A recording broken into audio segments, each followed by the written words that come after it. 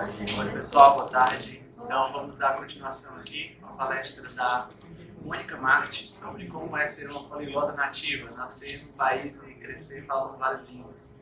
Ela foi minha professora de alemão durante alguns semestres e foi muito bom estudar com ela. E agora, com vocês, Mônica.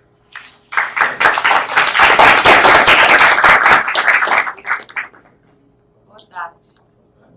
Olha, eu sou um desastre em termos de aparelho, então provavelmente vou derrubar alguma coisa e eu apontar o lado errado e tudo, mas é assim mesmo. Eu ia me apresentar como Mônica da Suíça, mas no início da minha palestra o Juliano já falou. Então, isso sou eu, criancinha na Suíça, e eu cresci falando alemão da Suíça, achando a coisa mais natural para mim, isso era o alemão. Aí... Quando foi que descobriu que não era? Só quando eu cheguei no Brasil. Porque eu vou contar um pouquinho sobre a minha vida, sobre meu país, sobre minhas experiências como professora, mas eu não vou apresentar nenhum trabalho científico, nenhuma tese, nem nada. É realmente um relato pessoal. Então, eu vou contando aqui. Se alguém tem uma pergunta muito importante para fazer, pode levantar a mão. Eu vou tentar responder. E se eu perco o fio da meada, e depois eu olho nos meus papéis e eu continuo mais ou menos onde eu parei. Então, para mim é interessante a participação de vocês para realmente responder as curiosidades de vocês sobre o que é poliglota. Bom, então, antes de falar como eu cresci, vamos rapidinho para a situação da Suíça. Vocês sabem que a Suíça fica mais ou menos no meio da Europa. Então, nós temos 4 línguas oficiais. O alemão, que é aqui o laranja, o verde, que é o francês, o roxo, que é o italiano, e esse sei lá o quê, que é o reto-romântico. Então, o que significa uma língua oficial? Toda correspondência do governo, oficial e tudo, vem na língua de onde você mora. Então, eu recebi tudo em alemão, aqui italiano e tudo. A maior curiosidade, logicamente, é o reto-romântico, que muita gente não conhece. Inclusive, por causa disso, dá para explicar porque nós temos 4 línguas. Porque não faz muito sentido um país que tem 1/3 do tamanho do estado do Ceará, com mais ou menos o mesmo número de habitantes, 4 línguas. É porque aqui são os Alpes. Então, durante milhares de anos, os Alpes eram uma barreira mesmo que impedia o povo se deslocar grandemente. Sempre teve o comércio e tudo. Então, claramente, a Alemanha, até os Alpes, é alemão. Da França até os Alpes, francês.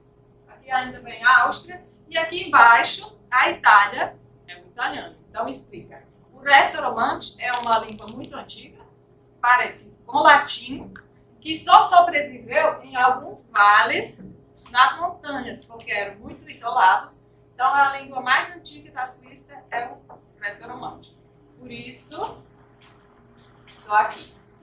O reto-romântico, até os anos 50, 60 do século XX, quase foi extinto.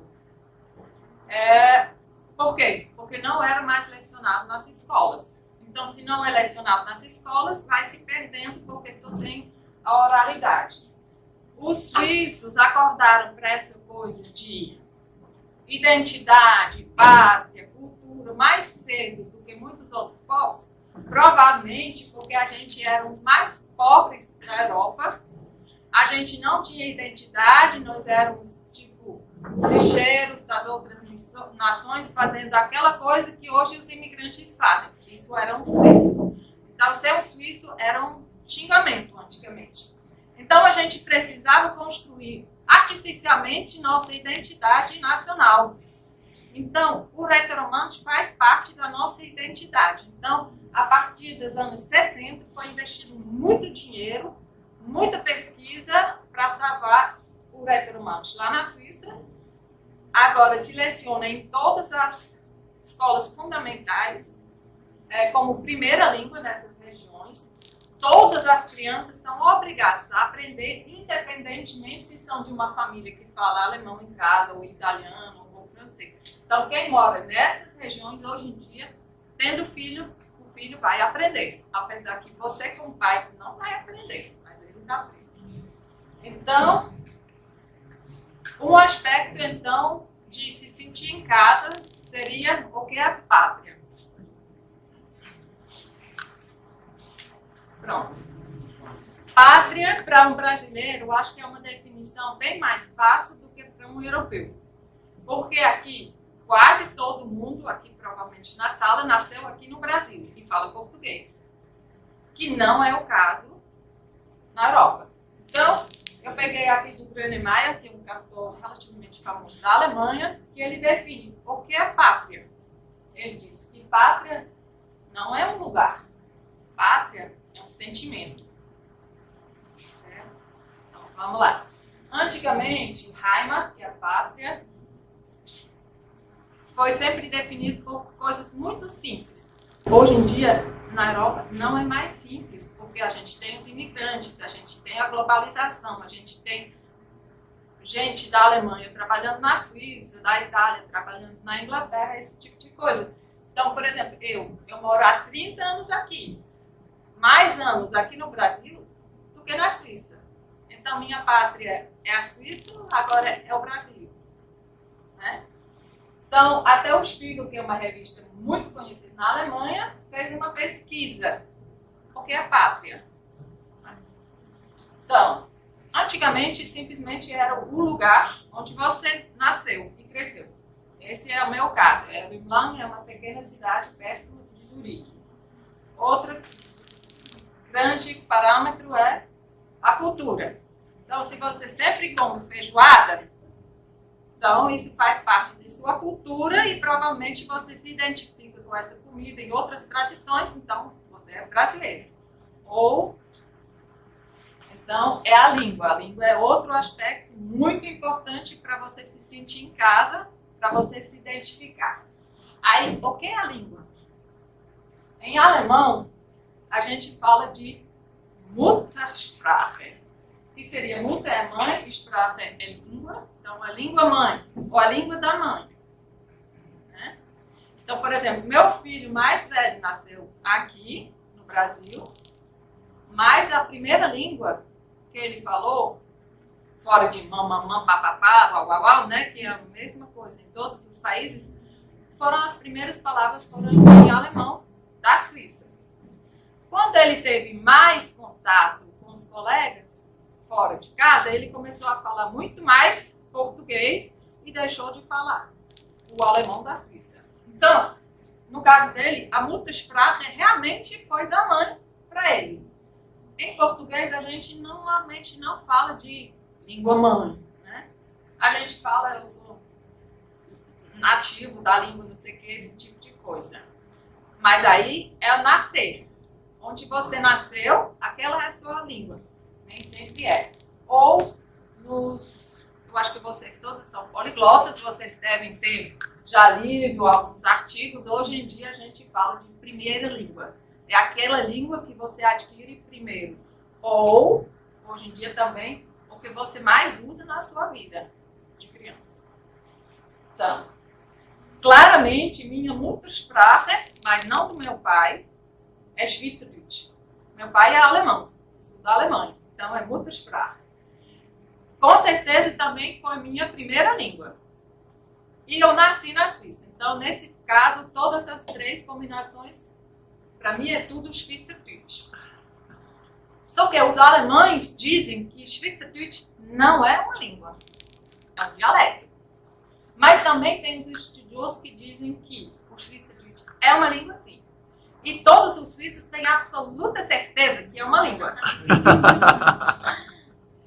Eu vou explicar, eu vou tentar aqui, contando, não sei se é muito lógico para vocês, porque eu acho que o Schweizerdeutsch é uma outra língua mesmo. Como é que se desenvolveu, o que é o Hochdeutsch, o alemão da Alemanha, para chegar no meu tema principal, que era ser poliglota. Então, eu falava o Schweizerdeutsch em casa. Então, eu dizia Hus, Hüsli, e quando Costa, wie heißt es? Se eu falo isso para um alemão, ele não entende. Só que o alemão da Suíça não existe na forma escrita. Então, quando eu fui alfabetizada, com 6 anos, eu tive que aprender a escrever. Escreve-se no alemão da Alemanha. Certo? Então, eu dizia Hus, eu tinha que escrever Haus. Eu dizia Hüsli, tinha que escrever Häuschen. Eu dizia Ich kann Composter, eu tinha que escrever Ich gehe einkaufen. Vocês veem aqui alguma semelhança fora o ich? Né? Então, realmente, totalmente diferente. Só que, para mim, eu tinha certeza que eu estava escrevendo a mesma coisa que eu estava falando. Por quê? Se você diz para uma criança de 5, 6 anos, olha, existem dragões que voam. Criança acredita? Acredita. Então, eles me disseram, é assim que se escreve. Você diz Ich kann Composter, mas você escreve assim. Tudo bem, é assim. Para mim, isso é a maneira de escrever minha língua. Então, para mim, era totalmente normal. Ah, você lia Ich kann Composter. Não. Aí eu dizia Ich gehe einkaufen. Aí eu dizia, o que quer dizer isso? Ich kann Composter, né? Então, eu entendia os dois. Então, de uma... Diga. Mas como é que funciona isso dentro da Suíça? Por que não escrever da forma como o povo suíço fala? Com certeza, eu vou chegar nesse ponto. Mas, de uma certa maneira, é lógico que se a gente escreve, a gente vai escrever foneticamente o que a gente fala. E não existem regras. Então, cada um vai escrever do jeito que quiser. Aí dá maior confusão, porque uns escrevem assim e os outros assados. Mônica, uma pessoa está perguntando aqui online se é possível ter 2 línguas nativas. Eu chego já. Isso. É sobre bilíngue. Se é bilíngue ou não. Deixa eu pesquisar onde eu parei. Pronto. Então, são bastante diferentes. E eu agora vou chegar onde se separaram o alemão da Alemanha. O Hochdeutsch e o Schweizerdeutsch. A maioria das línguas, que provavelmente todo mundo já sabe, da Europa, são de origem indo-germânica. Certo? Inclusive o latim, que é a língua mãe do francês, do português, do espanhol, do italiano, que são as línguas neolatinas. O alemão se separou mais cedo. O latim, o itálico, de um lado, e as línguas germânicas, do outro lado. Infelizmente, não tem como comprovar isso, como é que desenvolveu a língua alemã, porque a primeira língua germânica que a gente tem por escrito é o gótico, que já é muito tarde. Então, o latim tem coisa escrita muito antes, então a gente sabe o desenvolvimento melhor. Então, o gótico, eu vou mostrar para vocês como é que a língua suíça se encaixa. Então, ser humano, homem, em gótico, era mana. Pronto. Inglês, man, né? Todo mundo já sabe. Alemão, man, männer. Dá para ver claramente que é da mesma forma. O alemão da Suíça também está dentro. Mó, certo? Peraí. E aí, quando eu fiz isso, eu me lembrei de uma coisa bem cearense. Ei, Mar, o que tu vai fazer hoje? Será que é alemão? É?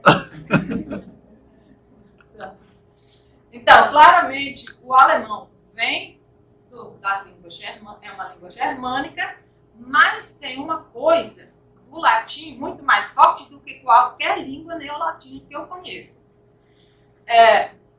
Antes disso ainda, no homem humano e homens, você tem, de uma certa maneira, de novo a mesma palavra. Man, männer, significa realmente ter uma raiz em comum, que é o indo-germânico, né? Então, não são línguas totalmente separadas, mas se desenvolveram relativamente cedo de maneiras diferentes. Mas o alemão tem uma característica do latim que o português não tem. Então, nós temos os famosos casos. Quem aqui estuda alemão? Então, acusativo, dativo, genitivo, né? O latim tem ainda o ablativo e etc. Não tem no português, né? Não tem dativo ou acusativo em português. No latim tem. No latim tem esses casos no artigo, no adjetivo e no substantivo. O alemão só tem, basicamente, no artigo e no adjetivo. Então, a gente tem der Mann, des Mannes, que é o genitivo. Significa que, apesar de ser uma língua germânica, tem muitas características do latim. Então, são línguas que se desenvolveram diferentemente, mas em algum ponto se encontraram de novo e criou-se o alemão moderno hoje. Aqui só para mostrar como é que alguns botam isso. Isso foi um dos esquemas dos desenvolvimentos, né? Indo-europeu e vai para o germânico, e aí vai até o alemão, e o inglês é do mesmo ramo. E aqui o latim, que tem todas as línguas neolatinas. É só para visualizar essa divisão, etc. E o suíço, mais ou menos aqui, seria. Ou, não, desse lado, desculpa. Aqui. Que tem muito a ver com o sul da Alemanha. Então, isso é só para visualizar rapidinho. Pronto.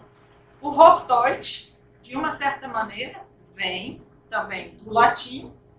Você tem o Pater. Quem sabe línguas neolatinas, sabe que Pater faz pé em francês, faz padre em italiano, faz pai em português. Mas as línguas germânicas fizeram uma mudança, que eu chamo de Latvigibbon, em português deve ter um nome também, que o P foi, por exemplo, para o F. Então, Father e Vater, e o alemão da Suíça fez isso também. Então, depois dessas duas grandes mudanças, aí começou a se diferenciar. Chegamos na Idade Média, no meio da Alemanha se falava Mittelhochdeutsch. Isso significa que era uma das línguas alemãs, lá no meio da Alemanha. Tinha outros no sul da Alemanha, no norte da Alemanha e na Suíça. Só que, na Idade Média, aconteceu um fato muito importante, que é a invenção da imprensa. Gutenberg inventou a imprensa. Lutero traduziu a Bíblia, e aí, como sempre, o comércio tem influência na cultura. O que eu vou fazer? Eu vou produzir 100 Bíblias para vender na vizinhança? Não, quero vender muito. Então, o que eu tenho que fazer? Eu tenho que fazer ou escrever um alemão que a maior porcentagem dos alemães, independente se eram do norte, do meio ou do sul, entendem, certo? Então, eu vou filtrar, vou inventar um alemão global. É o que acontece hoje no inglês. Você não vai aprender chinês, claro, vocês são poliglotas, mas eu digo a maioria. Não vai aprender chinês, japonês, coreano, etc., e todas as línguas da África. Você vai aprender inglês para se comunicar com quase todo mundo. Então, esse alemão que foi criado para poder vender livro, porque o livro ficou mais acessível, foi o alemão que a gente chama de Schriftsprache. Então, o Schriftdeutsch era uma escrita, é só para escrever e para vender. Só que, quem tinha dinheiro, comprava os livros. E, normalmente, quem tem dinheiro viaja mais. E quem viaja mais tem mais contato com outros povos. É isso, e notaram.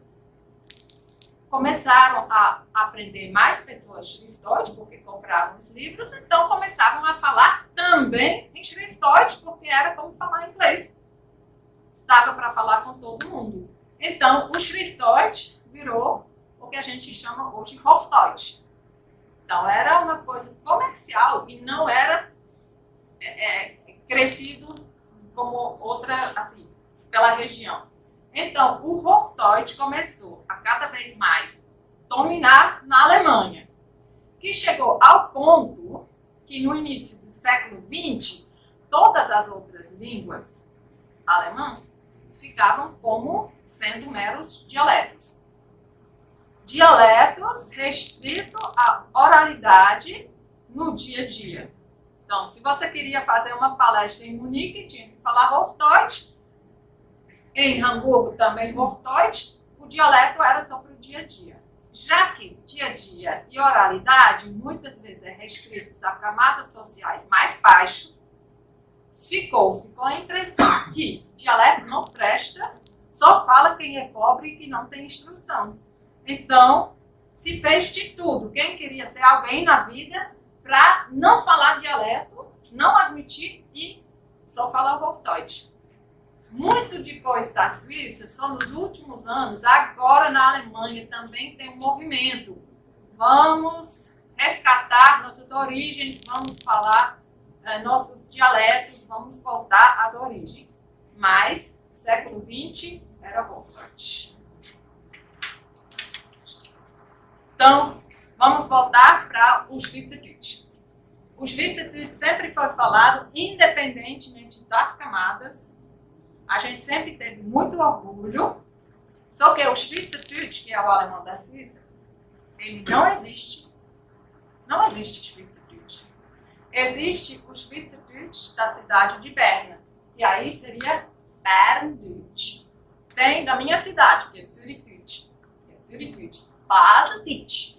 Cada um fala totalmente diferente. Então, a gente tem muitos dialetos, mas a gente não tem uma língua. Então, aí você perguntou por que a gente não escreve. Aí é uma das coisas. Eu recebo cartas de uma amiga minha em Berndeutsch, eu tenho dificuldade de entender o que ela está escrevendo. Eu tenho que falar em voz alta para ver se eu reconheço o som para entender. Então, essa é uma das coisas. Apesar disso, existem cada vez mais livros no mercado que ensinam Schweizerdeutsch, alemão da Suíça em 30 dias, dicas como se virar com o alemão da Suíça, né? Your Swiss German Survival Guide, né? Porque esse tipo de coisa, porque muitos alemães vão agora para a Suíça, porque na Suíça ganha melhor, e eles achavam fichinha, né? A gente fala alemão, na Suíça fala alemão, nenhum problema. Chegaram na Suíça com muita dificuldade de se adaptar, voltaram. Alguns têm clube de alemães na Suíça para combater a depressão, viu?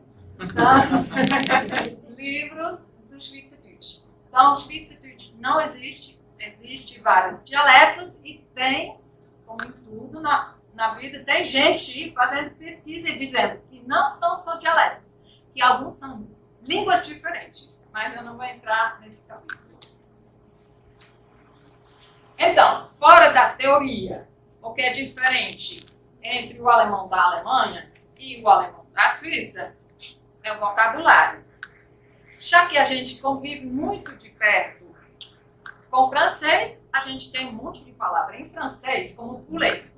Você diz assim, ich möchte ein poulet. Na Suíça todo mundo entende. Claro, que é um Hähnchen. O alemão não entende. É francês, quer dizer frango. Eu compro um frango. A gente escreve poulet. Isso é alemão.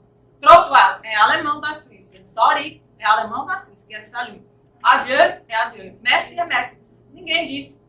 Você pode dizer danke, mas a gente normalmente diz merci. Isso é francês, mas para nós é alemão. Então, isso é alemão. Alemão da Suíça. Quem estuda alemão sabe que existem vários pronomes relativos, des, dem, denen, etc, etc. Muito complicado, você tem que sempre ver qual é a função, etc, na frase. Alemão da Suíça muito melhor, só existe um. Vou, onde? Pronto. Passado. Português, não sei quantos passados o português tem. Tem vários não compostos e os compostos que ninguém usa e etc, etc. Alemão, Hochdeutsch, tem exatos 3, né? O perfeito, o imperfeito e o mais perfeito. Plus qual perfeito? Alemão da Suíça melhor. Só existe perfeito. Só. Agora, se quiser outra coisa, não existe. Esse. Futuro. Futuro também não tem. Não existe um futuro, é um futuro composto. Então, é bem mais fácil nessas coisas. E nós temos nossa pronúncia muito especial, velocidade, melodia, claro, diferente. Os alemães acham que nós somos burros, porque nós falamos alemão da Alemanha mais devagar. Lógico, é uma língua estrangeira. Ora, você nunca fala tão rápido. Mas eu acho que quem é burro é eles. Porque eles não entendem o que a gente fala. Aí eles acham que nós somos burros. Então, esse aqui, essa palavra é o teste para você virar suíço ou não. Se você é capaz de falar isso corretamente, ó, um alemão, China, né, falaria China ou China, a gente diz China. Então, isso aqui é o Hochrichastri. Certo? Hochrichastri. E tem também o Resführli. Se prepara. Visite na Suíça, você vai ter que falar e todo mundo vai ficar rindo. Então, isso é típico da Suíça. Somos nós, nossa identidade. A gente acha isso lindo. Pronto, vamos voltar para o poliglota ou bilíngue. Então, imagina, a pequena Mônica sempre falou Deutsch, está na escola agora, aprendeu a escrever e ler. Bom, eu sento de manhã na mesa e tem essa caixa, é mais ou menos desse jeito, porque tinha essas coisas escritas aqui, anos 60, início 70, na mesa.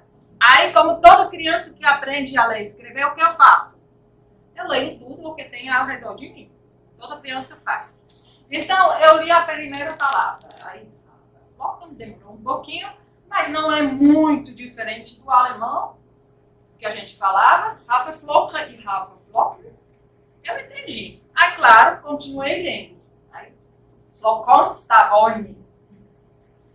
Não entendi nada. Aí eu disse, mami, o que quer dizer Flocons-Tavoine?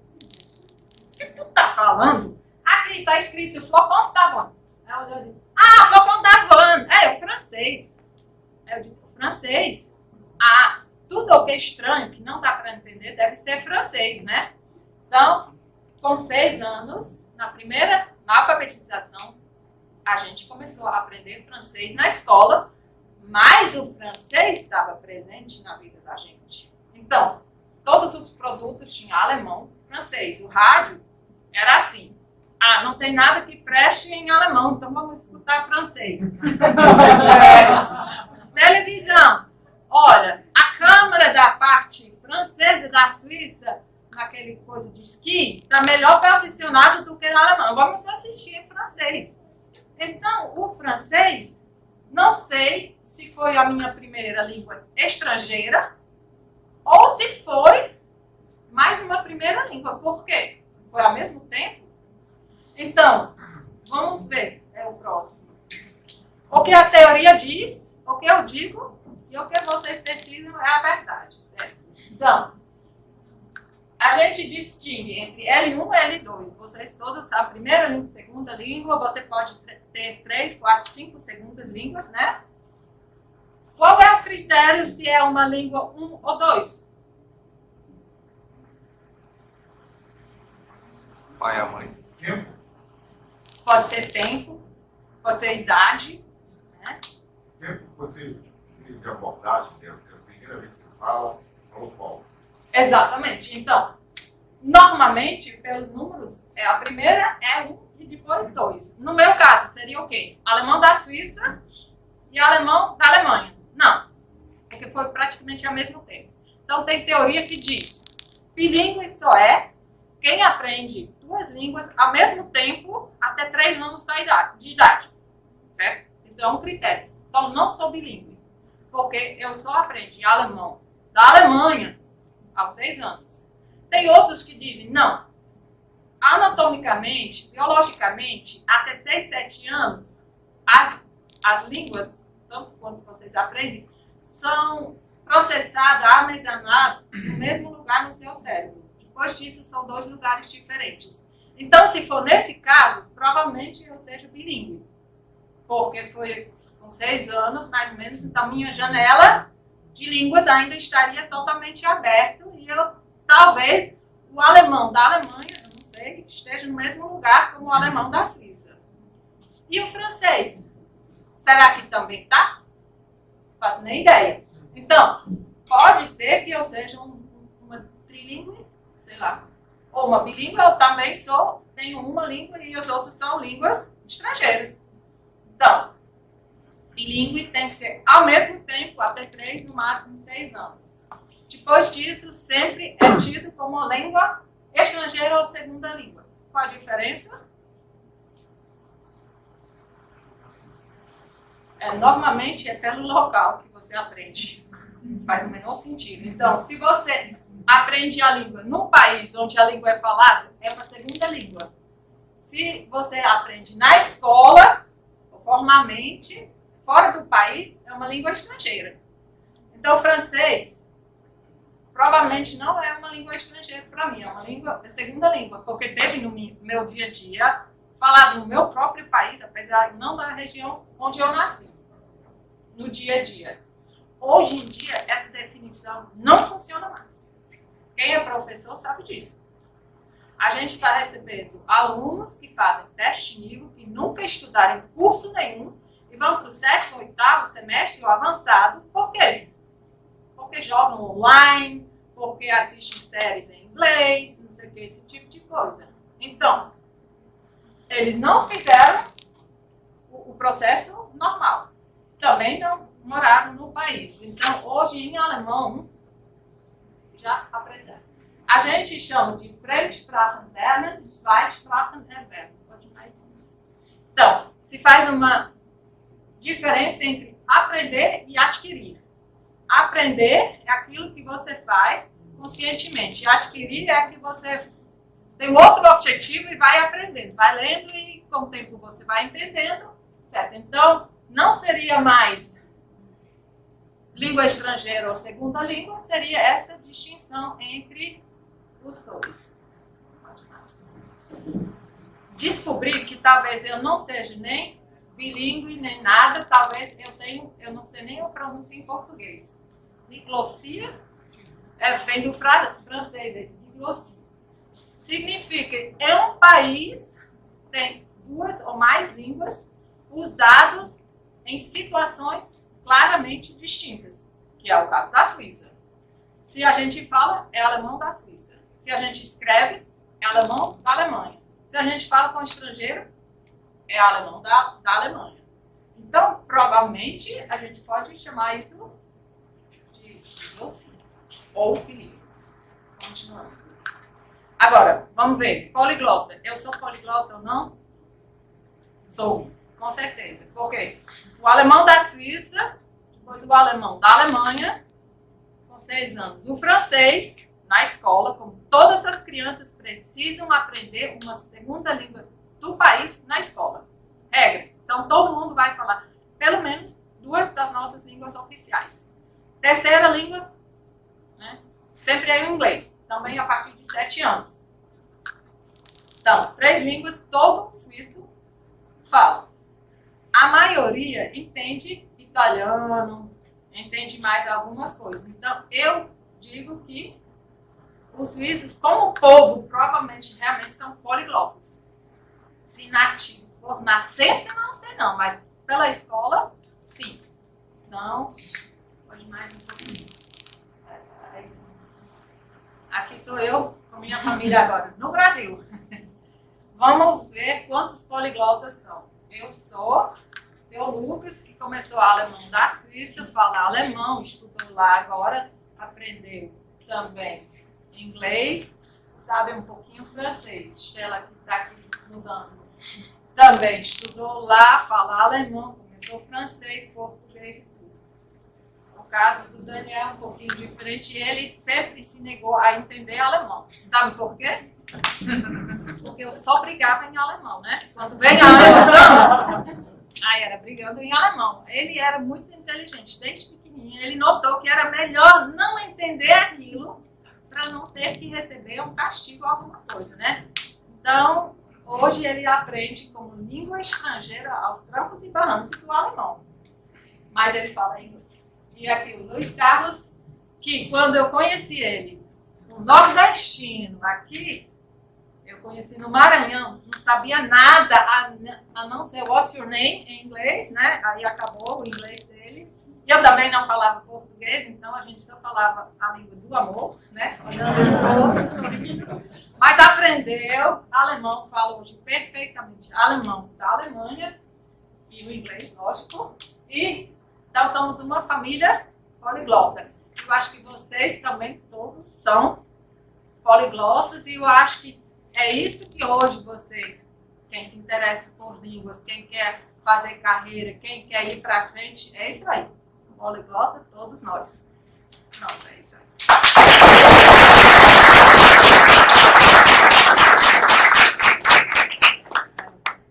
Vocês querem perguntar alguma coisa? Quando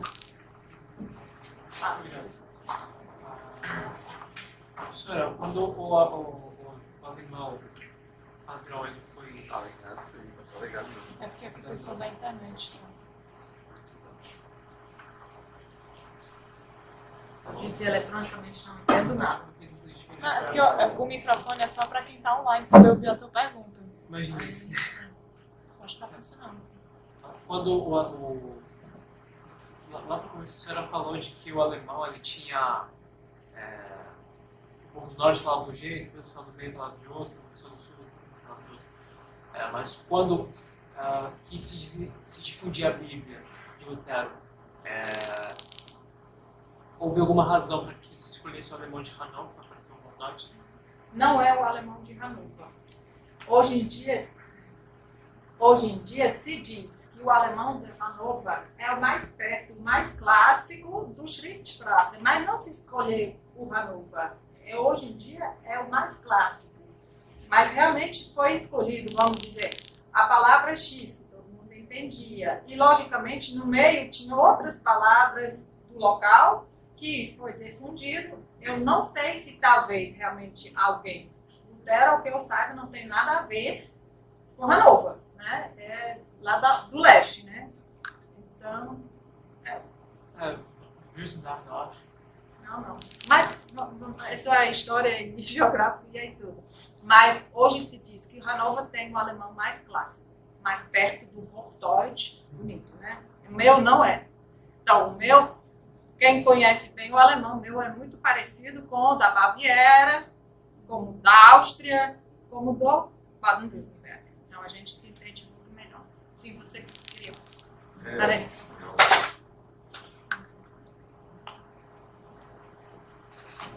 Você fala até fumante, né?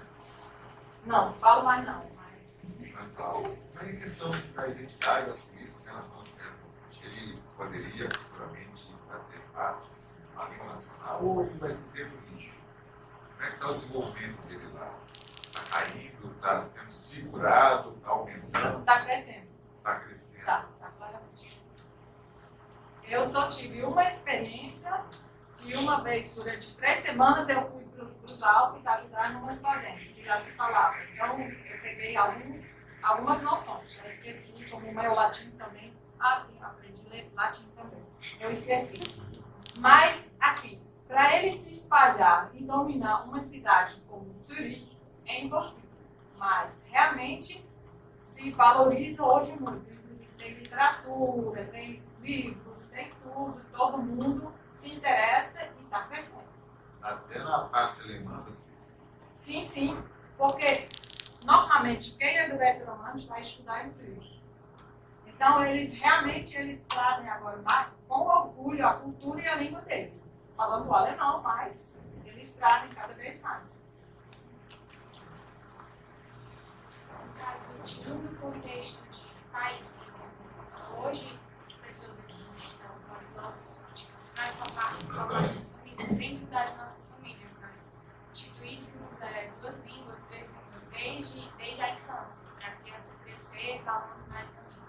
Independente da língua falada no país, que poderia ser considerado como língua materna, como primeira língua, falar mais língua. Dá, mas tem vários livros que dizem que você tem que ter muito cuidado se para você é uma língua estrangeira, você falar com seu filho numa língua estrangeira. Porque os seus sentimentos, as coisas naturais não vão fluir.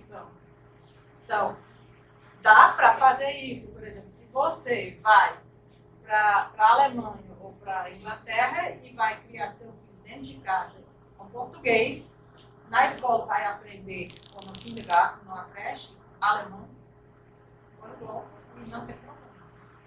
Tá. Ainda nesse quesito da criança em casa, como é que se dava o processo de aprendizado dos seus filhos tão pequenos? Tipo assim, como é que era organizado, entre aspas, isso? Né? Você até falou que brigava só em alemão. Como é que... Fazer carinho em português, né? E aí, como é que é assim, a logística, digamos assim, de organização? Tem teorias, que logicamente eu li antes. Você tem que amarrar uma língua fraca, que era o alemão no meio do Brasil, a um lugar ou a uma pessoa. Então, você pode estabelecer, dentro de casa só se fala essa língua e fora outra. Ou você diz, eu como Mônica, eu vou falar com meu filho sempre tal língua. Certo? Então, o projeto era esse. Eu falando o alemão. Né? Deu certo esse projeto? Não, deu não. Ô, Mônica, está atualizado com o neto agora. Né? Sim, sim. Vai chegar.